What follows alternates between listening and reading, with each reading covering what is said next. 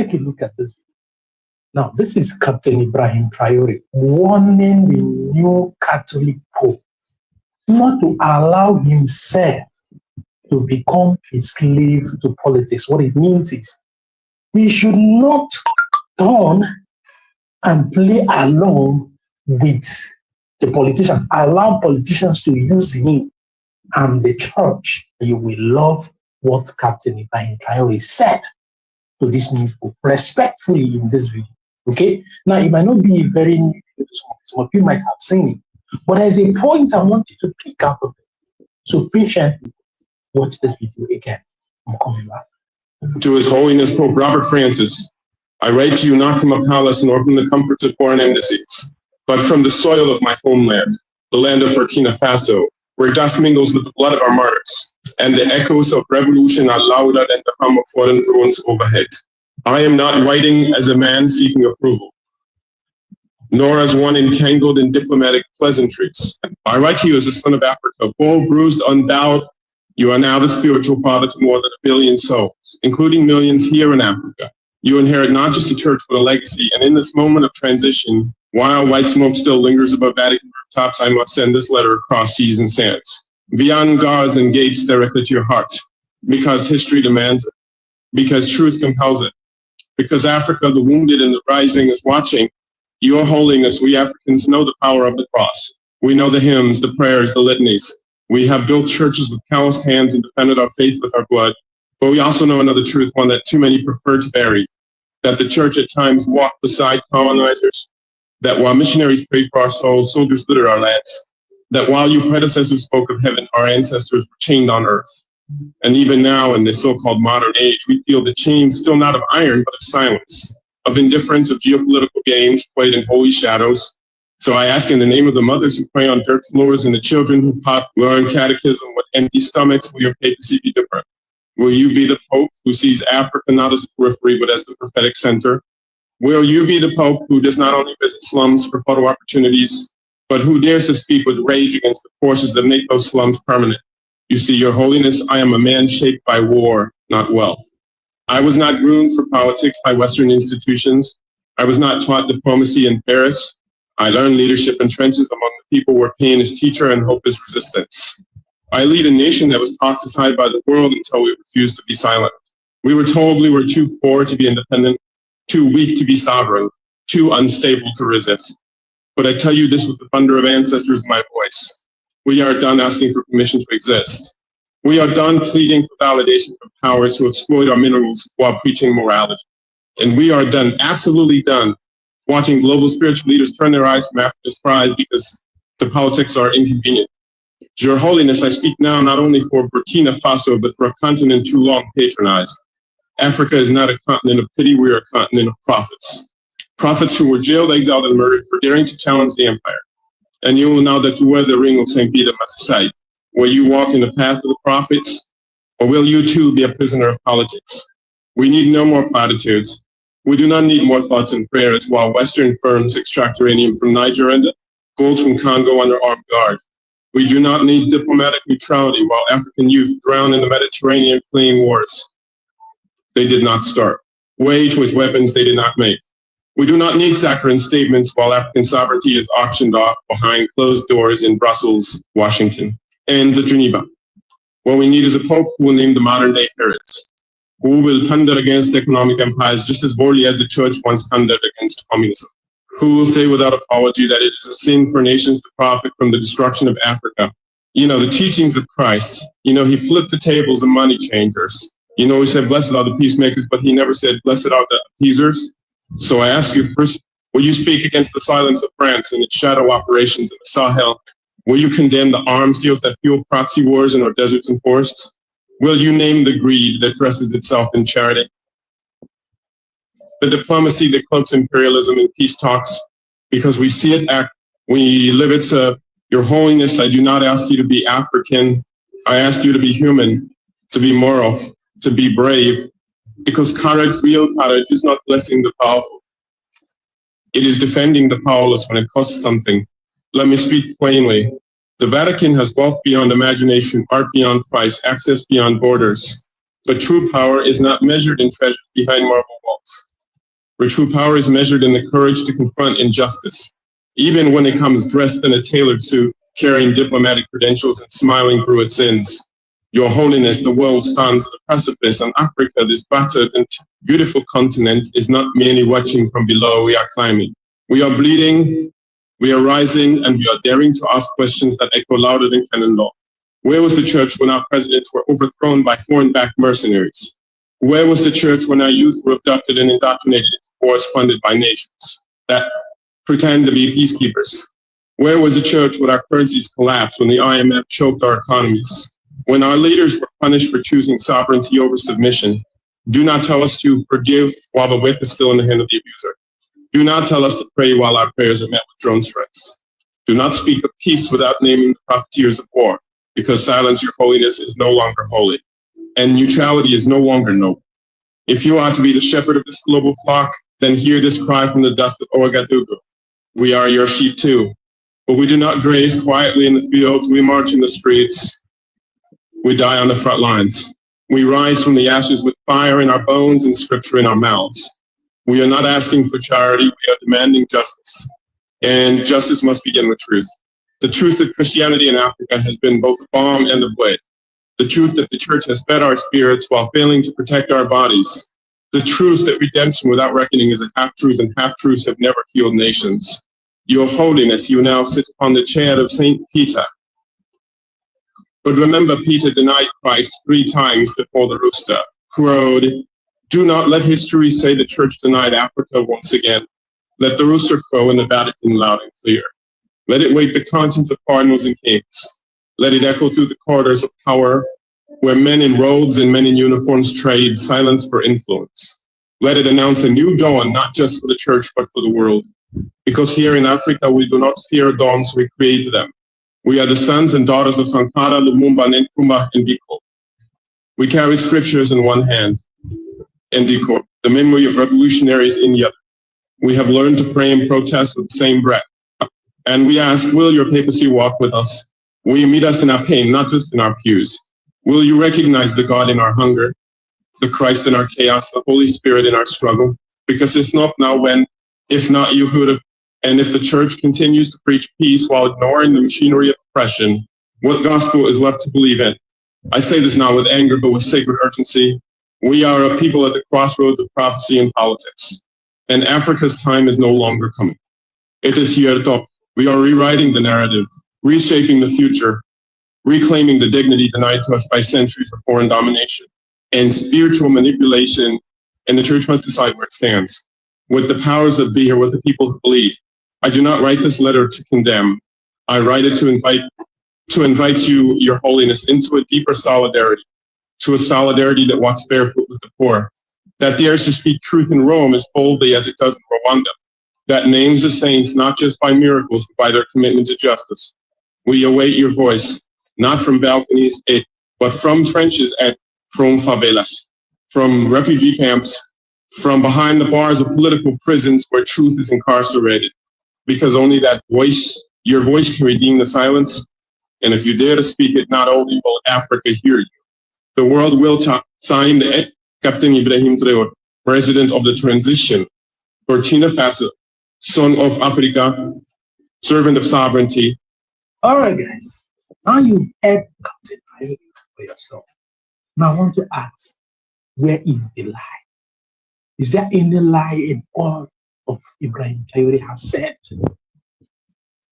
Explicitly explaining, respectfully explaining the role the church played, the Catholic Church in particular, in enslaving, in colonizing, in melting an evil on the African people. But also telling him that he can make amends, he can be different from what the church is known to have done to Africans. It means he has a chance to rewrite the history book, be different. But you know my problem, the new Catholic Church Pope is America, the first Pope from America, the first Catholic Pope from America. And now this is the same country where their military and their president, their leader, openly came out to threaten to invade and arrest Captain Ibrahim Traore of Burkina Faso. Now, do you think, guys, that there will be something here? There will be a foul play. Do you think that the Pope will uphold uprightness and not play to the tune of his people? Because trust me, the church is a very strong weapon that can be used at any time. The mantle of leadership gets into the wrong hand. I'm not saying the Pope is a wrong hand, but I'm just saying that if the church gets into the wrong hand, it can be used as a weapon against the people to push agenda, negative agenda in that matter. So, no, considering that this man, the new Pope, is from America, and America that openly threatened Ibrahim Traore and Burkina Faso, are you guys sensing any foul play? What do you think is going to happen? Let me know what you think about this in the comment section.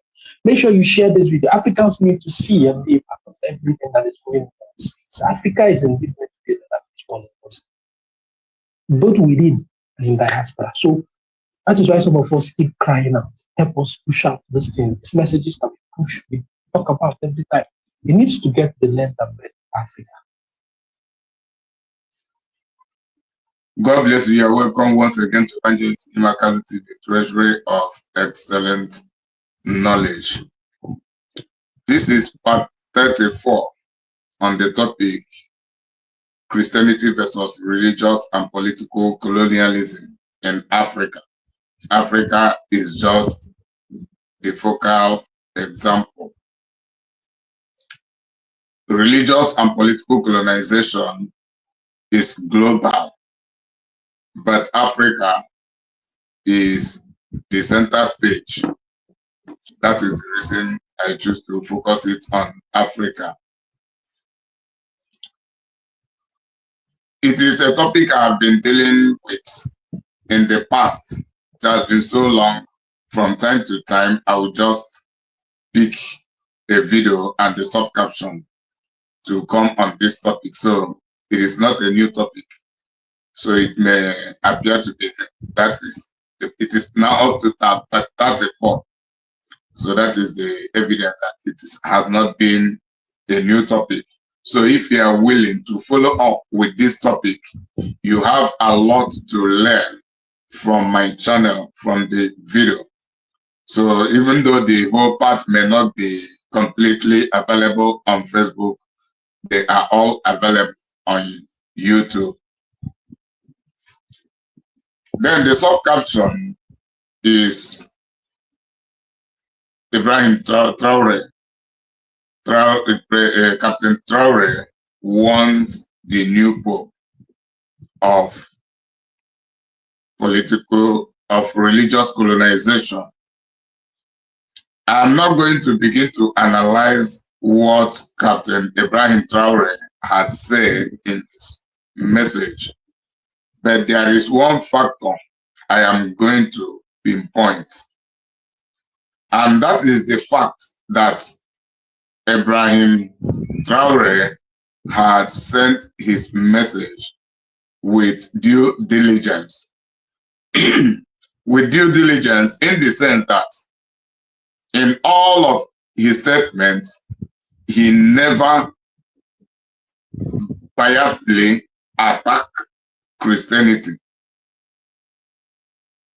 It is very, very wonderful. And in the process of his explanation, he is able to explain the difference, the contradicting differences between the character of Jesus Christ, who is the author and the champion of Christianity, from the character of the religious colonizers, of the so-called missionaries who collaborated with the members of Illuminati, with the Buccaneers, with the pirates, with other occultic groups who formed the colonial politicians to invade Africa.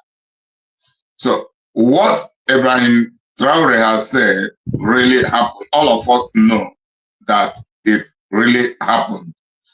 But he never failed to be discerning, to recognize the difference between the colonizers, the religious colonizers, and Jesus Christ. The difference between the real Christianity and the false Christianity. He is able to recognize the manipulations in the kind of Christianity they brought to Africa for colonization from the real Christianity that stands against colonization, not only in Africa, but all over the world.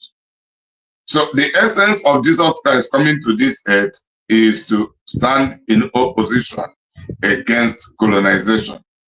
Colonization of all sorts. Colonization based on injustice and oppression in high and low places. That is what Christianity stands for. And those who do otherwise to join the colonizers, the social and political colonizers, to colonize the people, they are not the real Christians and they are not practicing Christianity. Rather, they are falsifying their own version of Christianity to deceive the people, to make themselves appeasing and acceptable by the people.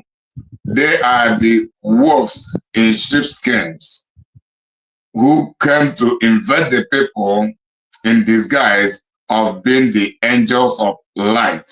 That is exactly what had been happening. Now, from the young man who had made this video, there is a vital statement he made. And that vital statement is that the first pope was an American. That is, I can say the first pope he means, not the first pope that ever occupied the office. The first pope he means just the past pope, the dead pope, Pope Francis, is an American by documental nationality, though originally from Argentina. Anybody from Argentina is also an American at the American continent. And the current Pope, who is also Pope Robert Francis. Pope Robert Francis, what is that third name of his? Pope Robert Francis Prevost. Pope Robert Francis Prevost is the new Pope. Also an American. And America is the country that have forged a threatening allegation against Ibrahim Traore. America is the same country whose president had been having threatening issues with Ibrahim Traore, the president of Burkina Faso. And all of us know the reason. It is all about Ibrahim Traore leading the Burkina Faso to have their real independence. For the Burkina Faso to have their real independence. You know, all of the African countries have not really gotten independent. We are yet dependent, all of us, all of the African countries. But Ibrahim Traore is leading the Burkinas to have their complete, their real, the authentic independence. And America is against that. And that is a war being waged against colonization. Then Traore's message is about the new Pope. He is warning the new Pope to not collaborate with the politicians, with the social politicians, in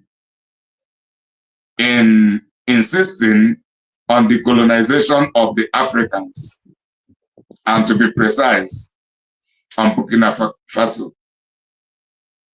What is the reason for this warning?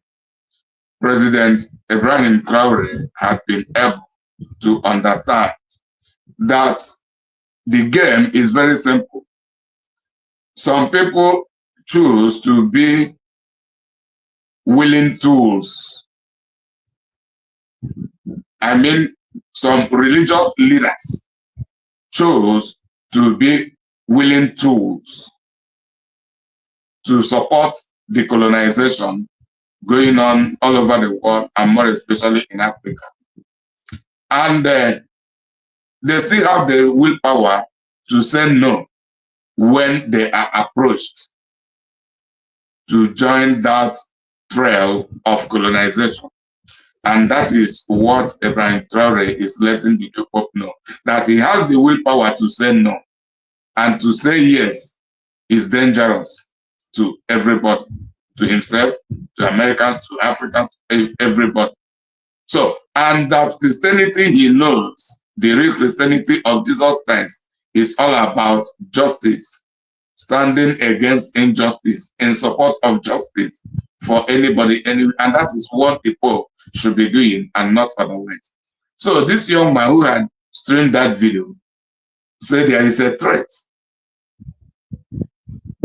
a disguised threat for the Pope being an American. And at this point in time, I want to remind the world, I've been saying it some time ago, and I want to remind the world about the headquarters of colonial powers in the world. America is the headquarters of military colonization in the world. Britain is the headquarters of economic colonization in the world. The Vatican City is the headquarters of religious colonization in the world. What I am telling you is how it is formed. So whenever they are operating, these three countries are involved. And that is the reason we are talking about France. Have we talked about the Commonwealth? What do you understand about the Britain forming what is called the Commonwealth? A systemic programming they use to hijack the resources of other countries. So these are the globalists. They hijack the economic power and station it in the Britain, in the UK. The military power, they hijack and station it in America. The religious colonial power, they hijack and station it in Rome, in Vatican City. So, I cannot conclude right away that the Pope will join the trail of religious colonization and to conspire and collaborate with the social politician. But it is possible, and I can predict it to be possible up to 90%. Up to 90%. So I don't want to make it as a direct attack on the Catholic Church, but we have to face the reality. The Catholic Church is being led not by Christians, but by occultists. There are a high number of Christians among them who go to that church with their pure hearts. But the real leaders of the Catholic Church are the Illuminati members. So this young man has asked, is it possible that the Pope will not dance to the tune of the social politicians? Nobody can categorically say yes, because there is no evidence to substantiate it. But time will tell. Let us keep our eyes on the Pope. Let's be watching. Things will continue to play out, and we are here to be analyzing them, to be bringing the reality. As I said, I predict it possible. I predict it being possible with 90% guarantee. With 90% guarantee. And if that happens, when the evidence will begin to showcase, I will come to remind you. Then let me now point at the secrets that will be going on, if that will be possible in the end. So this approach of the new Pope to Ibrahim Traore is the same old game. It is a means to water down his heart, because many people view the Pope as if he is a vicar of Jesus Christ, as they claim. So, if he can get a strategic relationship with Ibrahim Traore, then he begin to tap into his heart. He will water down his heart. He may remain in the office, but they begin to change the game right there away. They begin to change every transaction. Then, since he cannot listen to Donald Trump, he may listen to the Pope, and the voice of Donald Trump will also be echoing through the mouth of the Pope. That is the game, the first strategy they are going to present. And when the Pope gets close to him, if he dances to the tone of the Pope, which is all about changing the game to return it to what it is before, to hand over power. And you have Ibrahim Traore saying that it is no longer about using African presidents who are so desperate for power with the cost of their loyalty to the exploitative Westerners, rather than for the well-being of the owners of the land, which are the African, and more especially to their own country people, their compatriots. So that is what happened. Ibrahim Traore is saying no more to that game. So when this game fails, they will turn it to a Catholic versus Ibrahim Traore. They will begin to poison the minds of the Catholic Church members all over the world, more especially in Africa, against Ibrahim Traore. They will turn it to become a Catholic something, and the Catholic members will begin to see Pope as Ibrahim Traore should be under obligation to obey whatever he demands.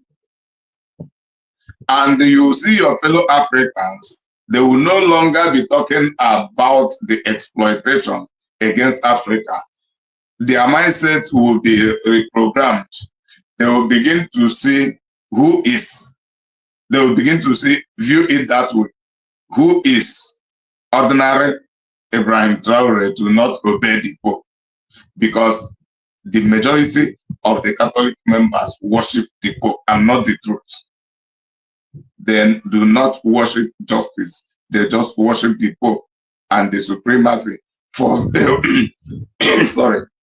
They worship falsified supremacy of the Catholic Church. over the rest of the church. So extending the headquarters of religious colonization, Saudi Arabia is the headquarters of another religious colonization as Islam. So when they cannot pressurize to dismantle the defense of Ibrahim Traore with the pressure from the Catholic Church members, they will go into the mind of the Muslims, African Muslims, African Muslims. They will frame the theory to turn it to become Islamic something. They will use imams just the way they will use Catholic priests. Even when that one will not work, they will use the Pentecostal. I'm a Pentecostal Christian. They will begin to use Pentecostal church leaders. They have been using them, all of these sellouts. And the sellouts in the Pentecostal church are the majority. They will begin to use them. You begin to see pastors brainwashing their church members. And most African Christians are so naive. That is what makes it. Not just African Christians, African Muslims, the majority of them are naive. I am not here to play religiosity. I am here to face the reality. I'm just here to face reality. So I am telling you the possible means is they can go and have it in mind. They will never stop. They will be playing one card. Anyone that fails, they'll try another. They will never stop. Even if the whole Africa regain their independence and work together, they will still be coming. They will still be coming. They will still be coming. Because they will never want to tolerate